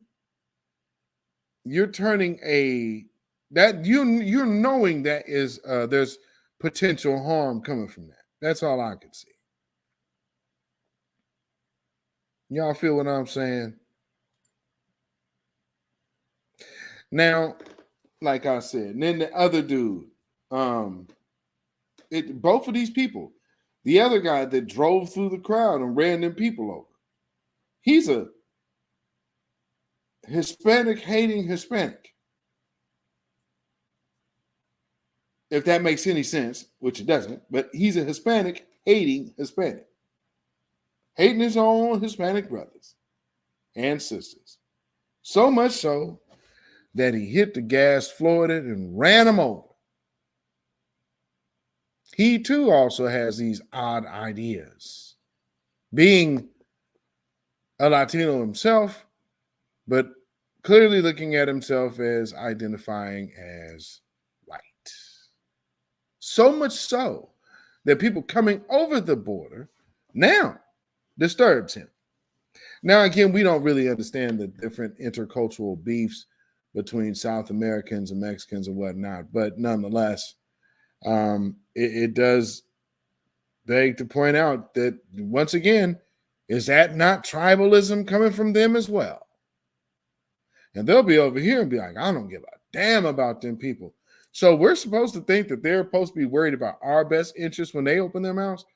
Everything against us, and not to mention, why is there so many people talking against reparations? They're not affected. I seen somebody say, my tax dollars are not going to go to reparations. Oh, yeah, the hell they are.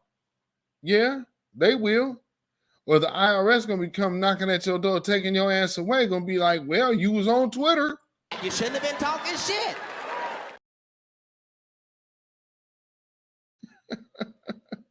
Yeah, because they're going to get theirs. Then you got these other folks over here. Oh, you Africa, you need to embrace the spirit of Pan-Africanism, man. That's just dead over here, bro. What I can tell you is that you probably would want to find yourself somewhere else, because we obviously got a different vibe to us, don't we? I mean, I think it's pretty clear to see that we kind of got a different swag, don't we? You know, look at that hairline.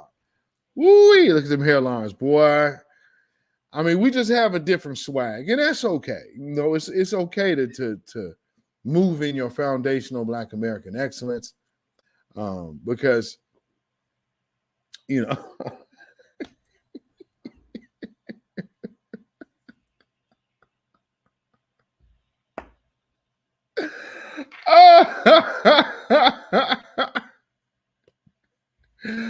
oh man, you know, they be coming into you guys hate Africans. Oh, you guys are so stupid. Oh, you guys don't have any culture. You don't have any culture. No culture. You Americans have no culture. Look at me dance. Look at me dance. I'm going to do my dance. I'm going to do my Djibouti dance in my culture. Don't you worry. Yes, I'm going to do my dance because you are yes. And that's why I was never a slave. Oh, I'm not even black. I don't even know. No, I'm not black. I'm not black at all. No. I have dual citizenship between here and Britain. Yes.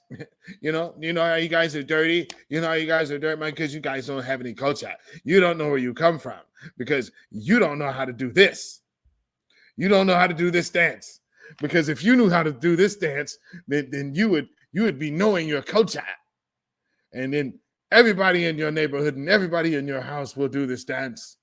And then, you'll be able to say, hey, I know my culture because I know how to do this dance.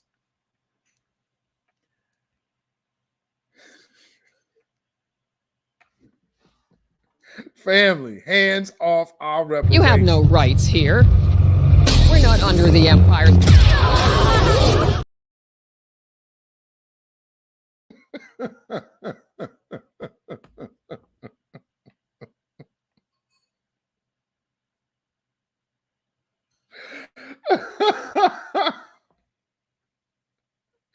Oh, that's the cold move, boy. I tell you, boy. Be like, yeah. And then they be hating the red Joker. All the red Joker means, but be getting them hairlines, though. Them hairlines are pretty damn accurate. Them hairlines is pretty accurate on them cartoons, ain't they? Shout out Red Joker. Lord. Does anybody know what this is? I mean, because I'm not cultured. I'm just a foundational Black American. I don't have culture to convulse my body like that while smiling. I don't, it seems like it would take a great deal of amount of concentration. Would they just be smiling like it's the best thing on planet Earth? Boy, they be just cheesing. Just be cheesing hard. So he got into it. Yeah. I mean, boy, oh boy, this is just something so different. But it's their culture. See how different we are because we don't dance like this. I mean, that's not really what we're calling swag, but maybe they are. And see, that's the beauty of having your own culture. And so when we look at foundational Black American culture, we got dances, in America that the rest of the world does. So, I mean, when you say we don't know our culture, let's just be clear. All of the world can see you.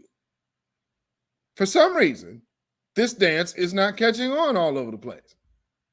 This is not the popular dance all over the world. It's actually a popular dance from Eritrea. Oh, yeah, I know. It's Nubian DNA said tether bounce. Oh yeah, but blueberry muffin. Yeah, I know it's being out here. It's a very popular dance. Remember, I don't know if y'all had like the local cable access up north, but here there. And like Portland Cable Access, the Ethiopians had a broadcast every week. And they would be showing like ceremonies and weddings, whatnot.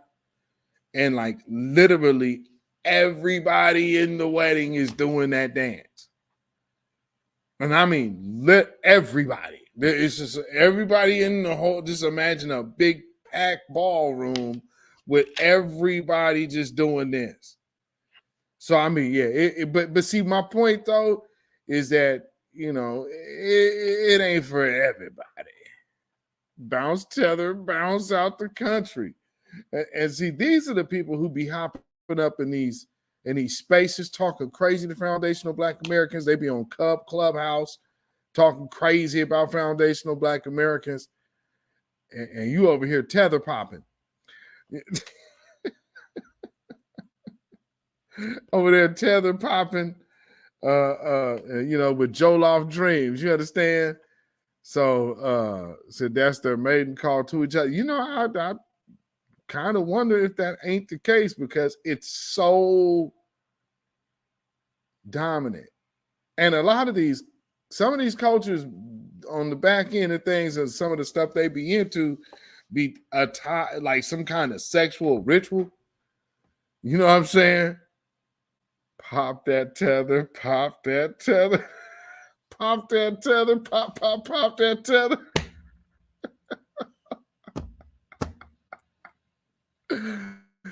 Oh man, I'm sorry. If anybody's offended, if this is your sacred dance, I don't know.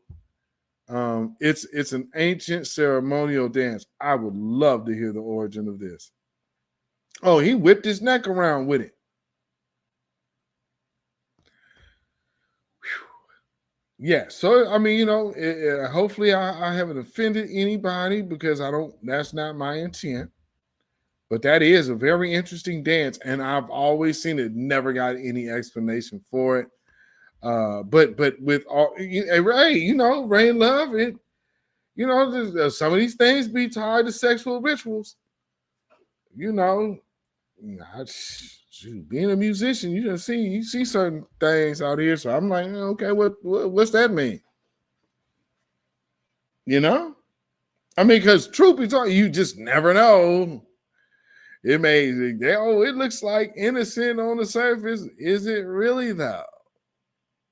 Chances are it might not be. And so this is why we have to make sure and like I said, no offense, but we have to draw a clear line to our claim. And right now, they are solidifying lineage-based reparations. Now we're starting to talk dollars and cents, and you are starting to have everybody in their mama coming out now. Man, what about us? Shoot, we slaves down here in the Caribbean too. France ain't gonna pay us nothing. Shoot, what about us? What the hell about you?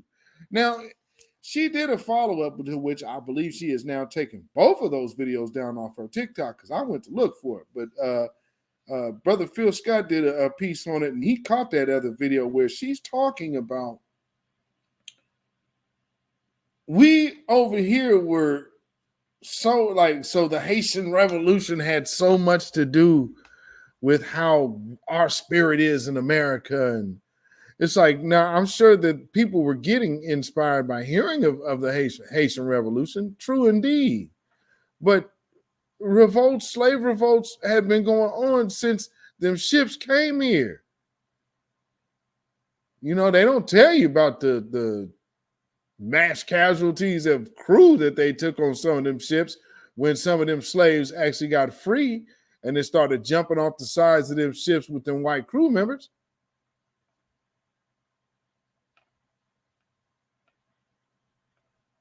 Getting drowned in the Atlantic Ocean by the slaves they was taking captive. Again, that's real fighter. That, you know what? Because again, that's a fight or flight. And they fought. They didn't flee. They fought, and then they went out on their own terms and took some of them other ones with them. Big difference in our ancestors and y'all's. So, don't get me down. Don't get me wrong. They was doing the thing now. But y'all ain't.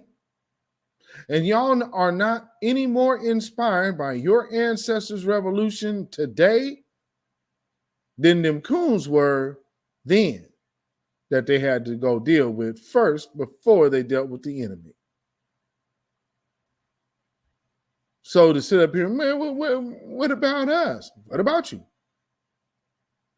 That is not a foundational Black American problem at all. Our issues are getting reparations, justice, and getting an anti-hate crime bill, and also getting things in place, systems in place, health care, our education. Our place, like these other folks, they got reservations. We don't want that set up because we see that doesn't really work. But here's the other thing. You already see, we're different than putting us on reservations on top of that, because we have always been integrated into this society, whether we were property or whether we were free. We were always right there with everybody else being in whatever became what this became, America. So unlike any other group, foundational Black Americans actually have a lineage debt claim that no one should ever be allowed to speak against. You should be speaking against anti-reparationists and treating them as anti-Semites. Because in all actuality, they really are. But you should treat them people like how everybody, you want to shun this person, shun, like, look at the, and I guess, that broadcast will be airing tomorrow. So check tomorrow's broadcast. I do a piece on, was it Glenn Cooper, the Oakland A's play-by-play announcer. Also made a reel for him too. So some of y'all might have already seen that. But yeah, you know what? And let me get this in here one more time. So I'll play this before I get up out of here. Where is that at? Where you go? Amanda Seal actually recently chimed in on reparations too, which was kind of odd.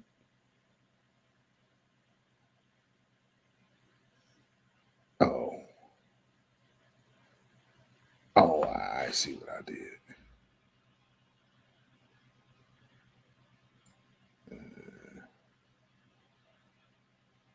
No. Okay, I see what I did. But let me put this in here. See what Amanda Seals has to say.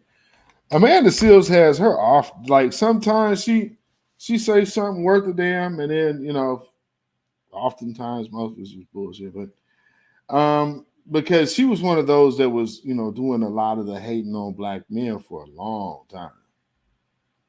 Black men ain't this, so she was pushing that feminism line heavy. Well, I guess the intersectionality dollars from the bell hooksian society must be drying up.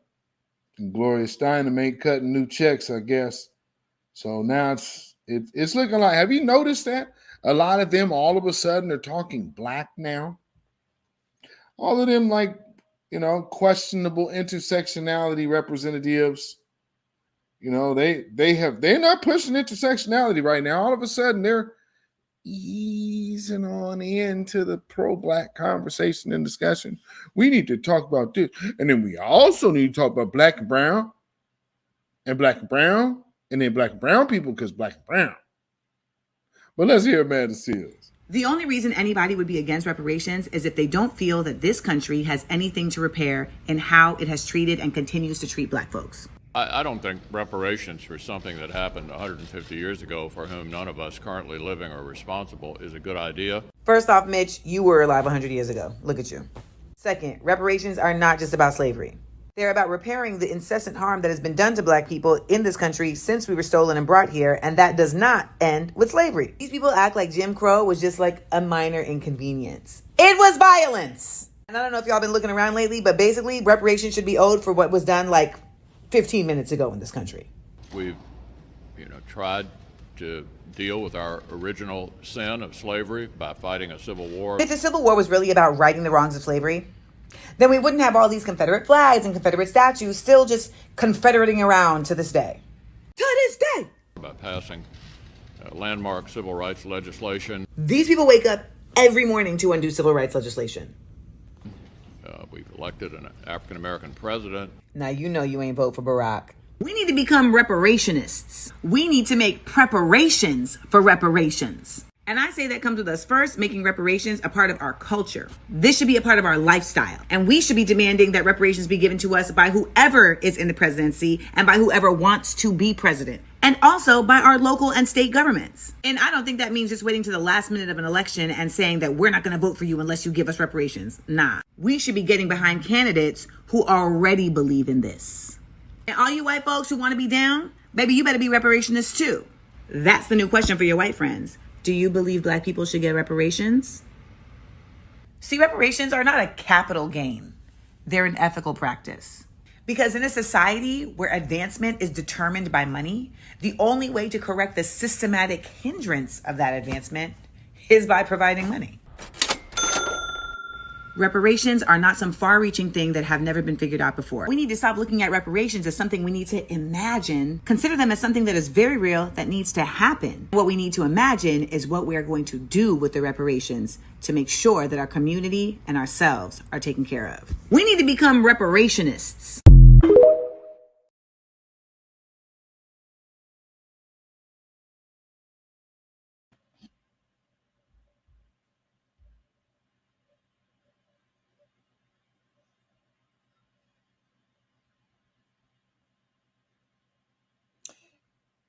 For lineage-based reparations, considering your daddy from Grenada?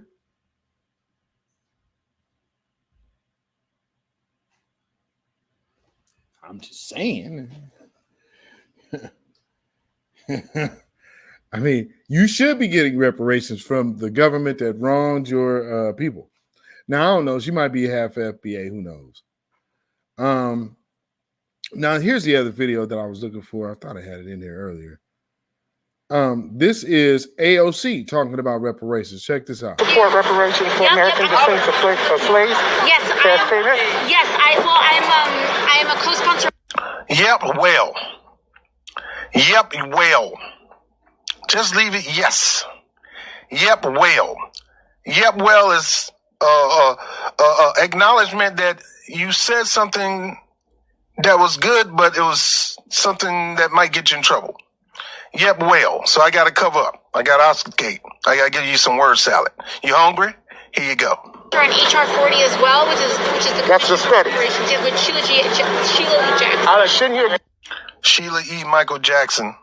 This should have been. Okay, so now I see what happened. So she's doing what most people normally do. Someone drop kick AOC. You know how that goes. AOC is one that you need to probably watch because they try to sneak things through her bug-eyed self, and so when they're trying to muck up conversations, just keep an eye on where she's at, because you might be able to get a handle of a Democratic agenda based on what she's doing. Because if she's put on the spot, she'll pretty much give up the agenda goods, because then she'll just start running off all of her talking points. Typically, that's pretty much what always happened if she's pressed. So, not really shocked or surprised. Now, before we go, I want to play this video one more time. Why she look like a Muppet? And I just need to tell y'all, hands off our reparations. You have no rights here. We're not under the empire. So there's talk about reparations. Let me tell you why I'm mad. Because not being Black American, but being Caribbean American, meaning my dad was born here, but his family was born in Haiti. My mother was born in Trinidad. We're still descendants of slaves. You have no rights here. We're not under the empire.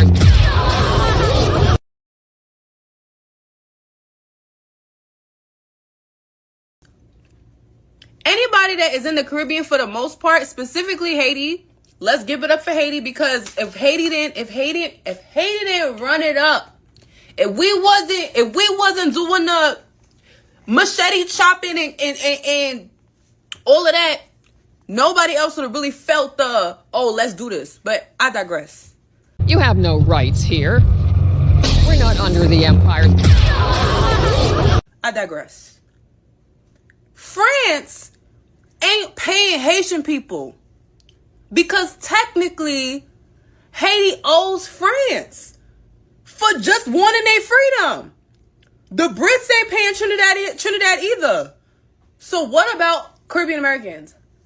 You have no rights here. We're not under the empire.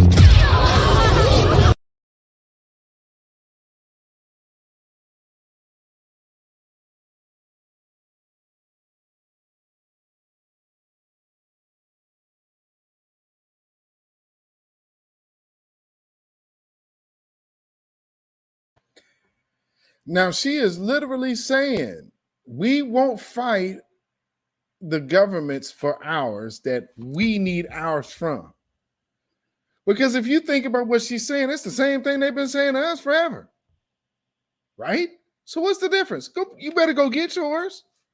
Now all of a sudden, they ain't gonna pay us, so we need to be coming over there to get some of y'all's. And I mean,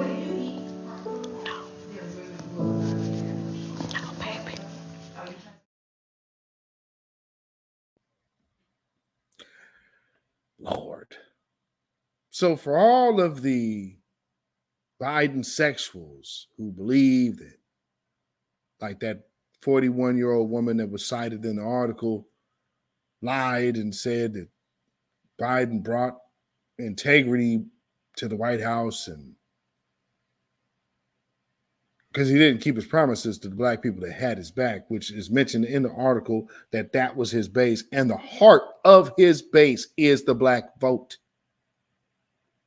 Not taking care of your heart typically would say you don't like living. And in this situation, this is a political career. Gavin Newsom also in the hot seat. You might want to make a stand and stand for change, which is implementing and moving forward with reparations so it can set the precedent that it can be done. And if it can be done on a state and even in the San Francisco area on that level, there's no excuse to not do it on a federal level. And to all of you reparation haters out there, well, and for those who say, well, I don't believe that y'all should be getting reparations anyway because nobody was alive when News was around. I don't remember asking you a I don't understand. goddamn thing. And so we just have to be really swift with them. And then for the other individuals who really truly believe that they should be entitled to our reparations because they won't fight for theirs. From all of us here at the Beatzilla PDX official show, the Vanguard, the Grassroots, I think I can speak for all of these souls over here with this message from us to you. Get up off of that cocaine and get up off of that crack. Get yourself together and get your mind back. Babylon is fallen. Babylon is fallen. Let it fall and let us rise. Word of the day, reparations. Message of the day, hands off our reparations. Can you dig it? Yes, indeed. So understand, we have a lot that is going to be coming our way. We are not hopping up in the phone booth, putting our capes on for the Democrats just to blindly give you our votes. No. And if you come over here with the grifty politics and whatnot, you have no rights here. We're not under the empire.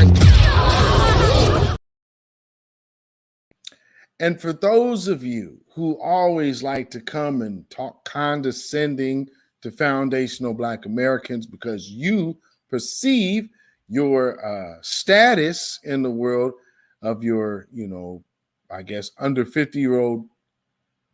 Oh, well, some of these countries may be about maybe at least 100 technically. Not many. Most are around 40. And like they say, how many of y'all have birth certificates? So I don't know how you could ever question us about culture. One thing I can say as a drummer is that our rhythm absolutely did not come from you. So with that being said, keep the funk alive. Keep the funk alive. Because I don't know what the hell this is, but this ain't that funk.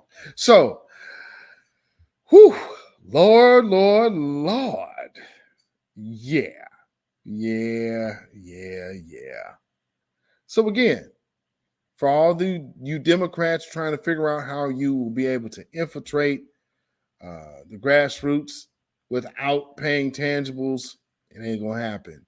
For all you Republicans who don't understand reparations is not going away, and you're gonna have to get, like, if the Republicans get in office, the pressure for reparations just gets that much more than it is with the Democrats. So at that stage of the game, you're recognizing where you sit. It's pay up time for real. And I'm telling you, don't get it twisted, family. Because see, I believe in universal order. I believe in the Most High, and I believe that the Most High has a plan for this place, and most definitely a plan for the powers that be. And I think that this is what the Most High actually has on his mind, because they'll tell you at the church that, oh man, with loving everybody and all of these lies and lies that ain't in that book. But I will tell you, I believe that this is how the Most High sees you. First was the controversial Reverend Jeremiah Wright. I say America, America's mother, America's daddy, America can eat a dick, America can lick the balls.